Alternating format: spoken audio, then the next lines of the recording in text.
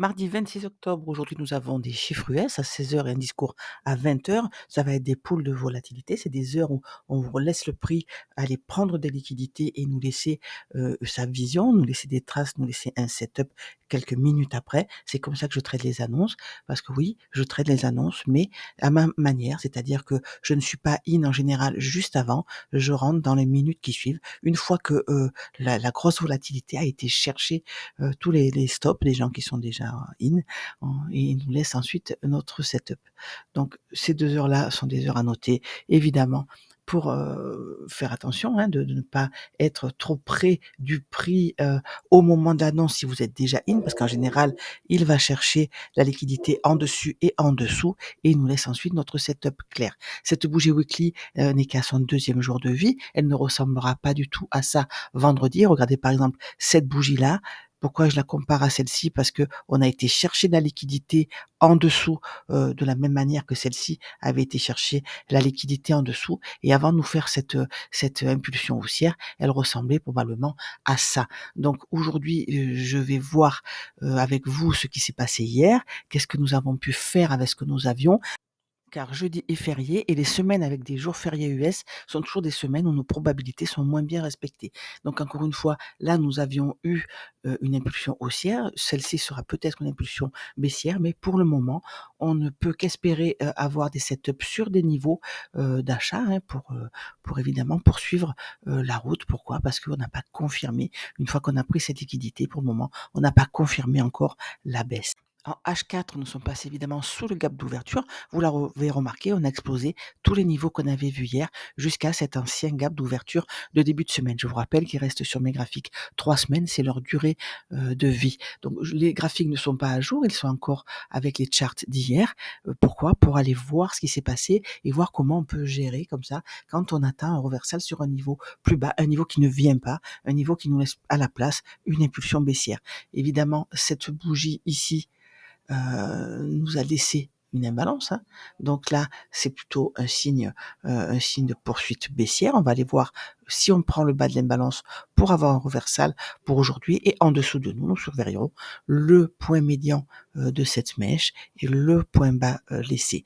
Vous vous rappelez qu'en dessous de nous, on n'a plus de déséquilibre, hein, jusqu'en bas. Ce qu'on peut aller chercher une fois qu'on est short, c'est de la liquidité en attente pour voir si, on a enfin ce reversal aussi, ben, tout simplement on poursuit la baisse. Mais d'ici là, on verra si cette impulsion baissière qui a laissé une imbalance ici est confirmée. Et ça, bah, évidemment, il faut faire avec. On est des scalpeurs, on en attend nous qui les zones et on attend nos niveaux d'intervention. Ça filtre tous les petits SL qu'on prend comme ça au milieu. C'est ce qu'on va aller voir avec ce qui s'est passé hier. Donc voici la journée d'hier avec les charts encore sur le graphe. J'ai travaillé que le matin. J'ai pu prendre 3 trades et je les ai partagés.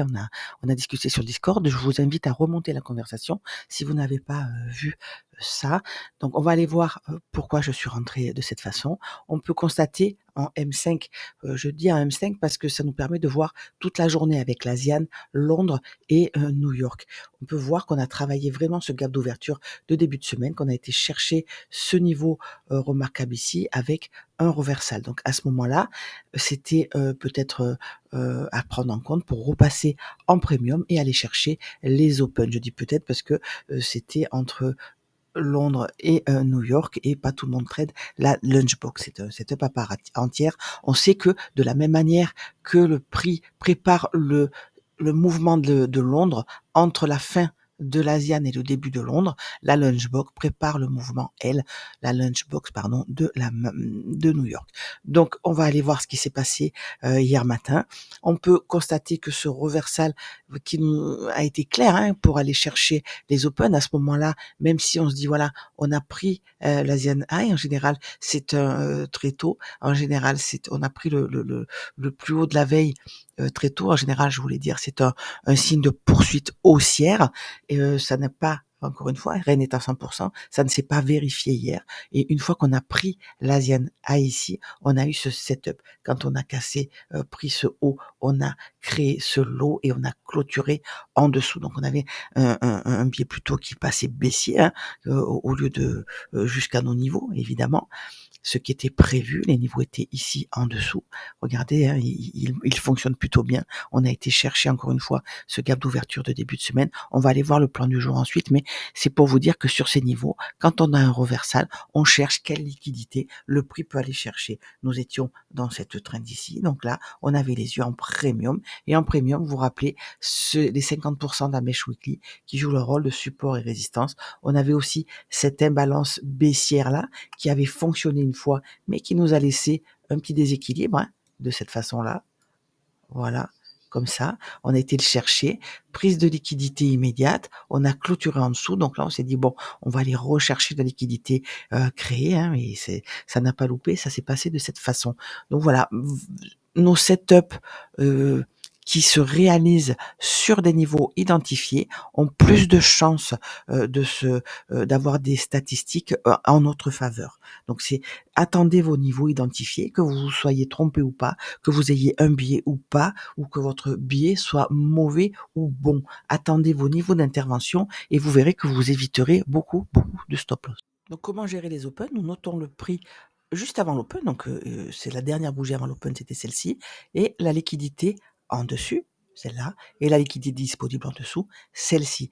Le prix va chercher la liquidité au-dessus, et on va chercher l'Asian High à ce moment-là. On crée cette fourchette, on a laissé ce haut en attente, on a la bougie suivante qui laisse cette imbalance ici, nous sommes donc dans cette fourchette, et le prix va chercher le haut de la fourchette, puis le bas de la fourchette. À ce moment-là, vous vous rappelez, on n'a toujours pas pris cette liquidité en bas sous la forme de l'open de 8h30. Donc, qu'est-ce qu'on fait? On se dit, voilà, on veut des signes, on veut des confirmations.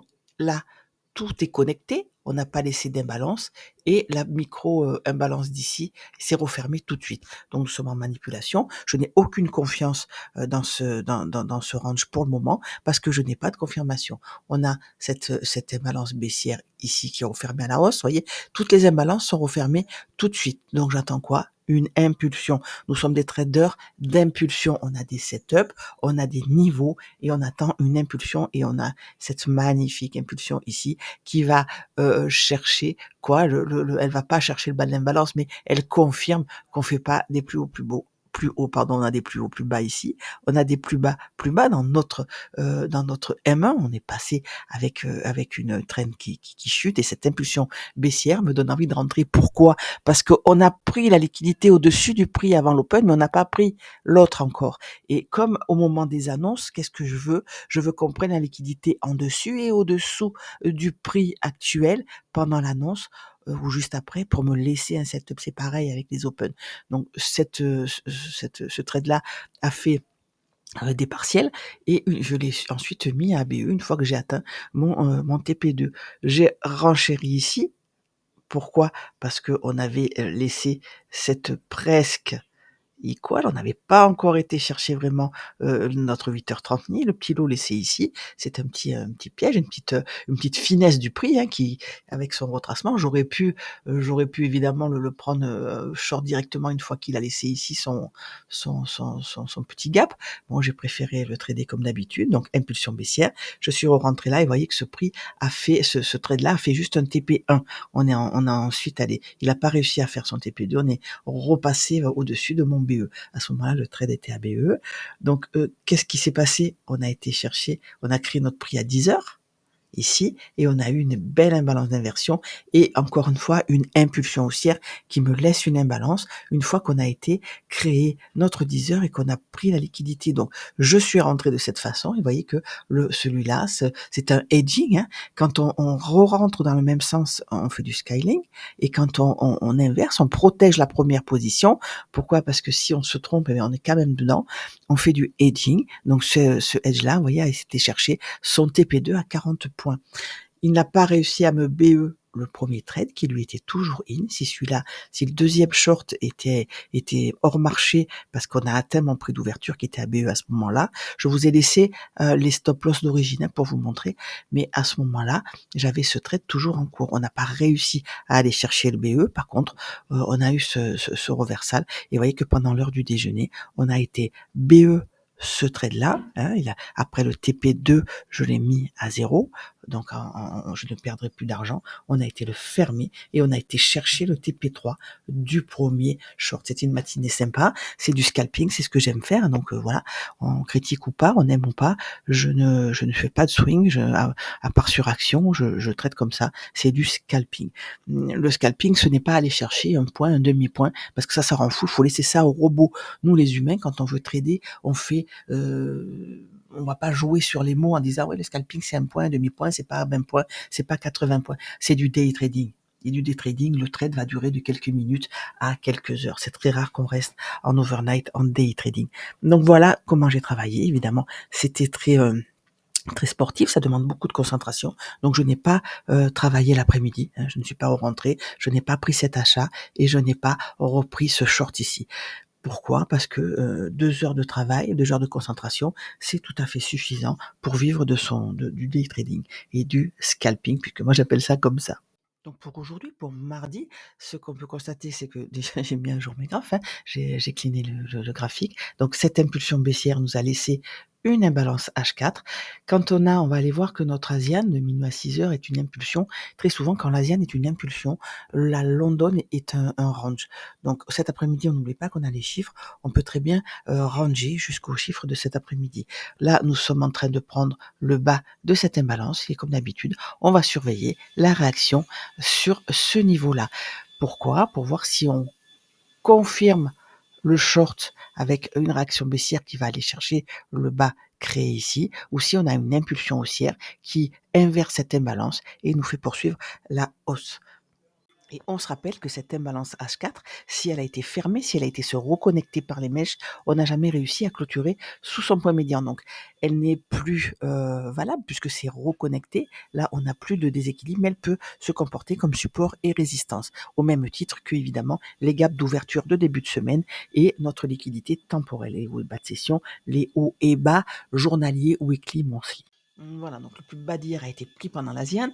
Quand c'est le cas, c'est un signe de poursuite baissière, et comme on l'avait eu ici pour la prise du plus haut, mais on a vu que c'était une semaine avec un jour férié US. Jeudi et vendredi, il y a que ça fermera à 19h heure de Paris, la bourse US. Donc on sait que ces semaines-là, les statistiques ne sont pas bien respectées, et c'est pour ça que rien n'est à 100%. Néanmoins, on a cette indication. Vous voyez, on vient de faire une impulsion haussière pour aller se reconnecter au niveau du plus bas d'hier. Une fois qu'on l'a cassé, il se comporte comme support et résistance, c'est-à-dire qu'on va les chercher, un peu comme avec les open. Il est 8h19, on n'a pas encore le prix de 8h30, et au-dessus de nous, on est dans cette imbalance ici. On a une deuxième imbalance au-dessus. Vous vous rappelez que quand on a beaucoup d'imbalances dans une trend, elles sont moins fortes évidemment que quand on en a qu'une. Je vous l'ai dit, entre la fin de l'Asian et début de Londres, le prix prépare le setup de la matinée, mais avec une impulsion comme ça pendant l'Asian, je me méfie grandement de ma London. On risque vraiment de ranger. Donc vous voyez, on a une Asian qui fait 188 points, ce qui est plutôt rare. C'est pour ça que méfions-nous, semaine à la con, excusez-moi du mot. Donc là, impulsion haussière, regardez comme le minuit a joué son rôle, hein. On l'a créé ici, en M1 à droite, c'est encore plus visible. On l'a créé ici, on a été le chercher avec une impulsion baissière qui a laissé une imbalance, qui est refermée tout de suite. On a pris cette toute petite liquidité avant de partir. Regardez ce que je vois là, c'est que ce lot n'a pas été cherché. On n'a pas pris ce lot ici. De même qu'on n'a pas pris l'Asian lot ni l'Asian High, hein. Donc c'est pour ça qu'on risque de ranger là au milieu pendant London. Impulsion haussière, évidemment, j'ai les yeux en haut de la traîne, hein. Je n'ai pas envie, même si on a vu que cette impulsion baissière pouvait générer une poursuite, je n'ai pas envie pour le moment de vendre cette impulsion haussière. Il va me falloir une confirmation. Ça tombe bien, il est 8h20 et je n'ai pas assez de data pour intervenir maintenant. Je vais attendre mon prix de 8h30. Au-dessus de nous, ce prix en jaune, qu'est-ce que c'est? C'est le prix d'ouverture de lundi 10h. Ce prix-là va rester sur le graphique toute la semaine au même titre que le gap d'ouverture de début de semaine. C'est une liquidité temporelle, et comme le fait l'ouverture de New York pour la journée, ce niveau-là le fait pour la semaine. Donc il attire le prix, et c'est sur ces niveaux-là qu'on peut avoir aussi des reversals ou des échecs de reversal.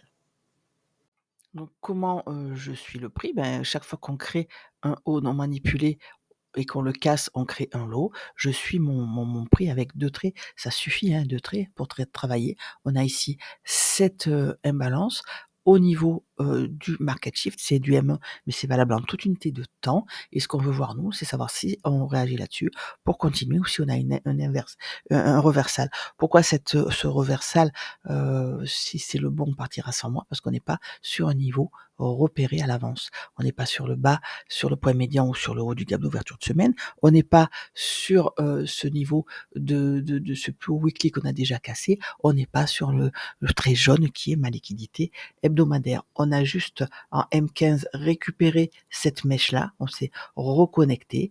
Donc là, il peut très bien y avoir un mouvement, mais encore une fois, ce n'est pas l'heure et ce n'est pas, un mouvement assez fiable pour moi. Je vais voir si cette bougie ici clôture déjà au-dessus du market shift. Là, il lui reste 5 minutes de vie, hein, donc c'est la M15. À droite, je suis à M1 parce que la M1 est la fractale du M15.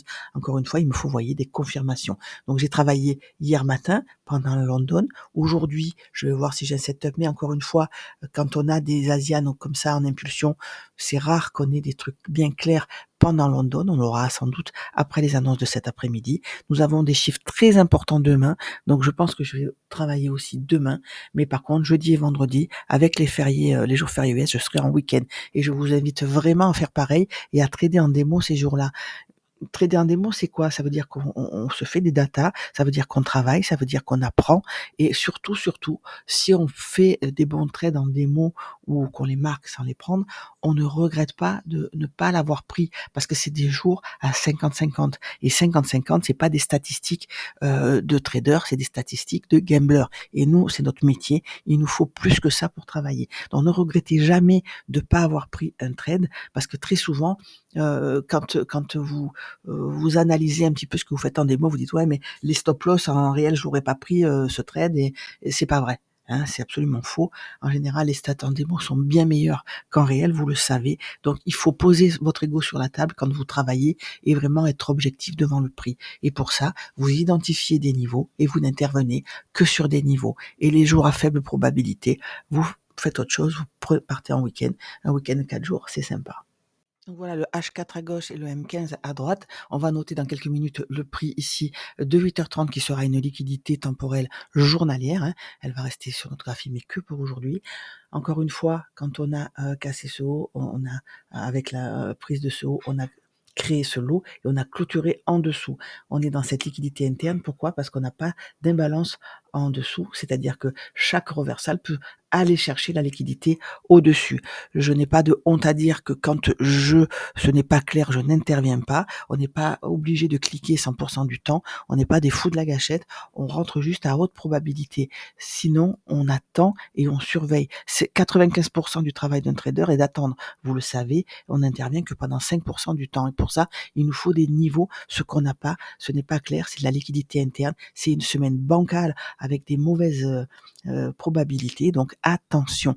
Je vais attendre l'open, voir ce qui se sera passé avec le 8h30 et si on a pris la liquidité disponible. Admettons que l'open soit maintenant, je me dirais voilà, qu'est-ce que j'ai comme liquidité disponible en dessus et au-dessous de moi? Mais c'est tout simplement l'Asian High et l'Asian Low. Vous voyez, on est pratiquement au milieu. On est sur le plus bas de la veille qu'on a cassé qui sert de support et résistance. Ce n'est pas des endroits où j'interviens. J'interviens sur les high and low, pas sur les points médians parce que le point médian attire toujours le prix et en général, on a beaucoup de mal quand c'est comme ça à avoir nos TP.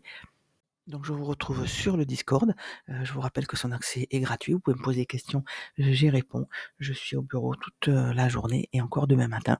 Donc voilà, encore une fois, soyez prudents et si vous voulez venir sur le Discord me poser vos questions, c'est volontiers que j'y répondrai.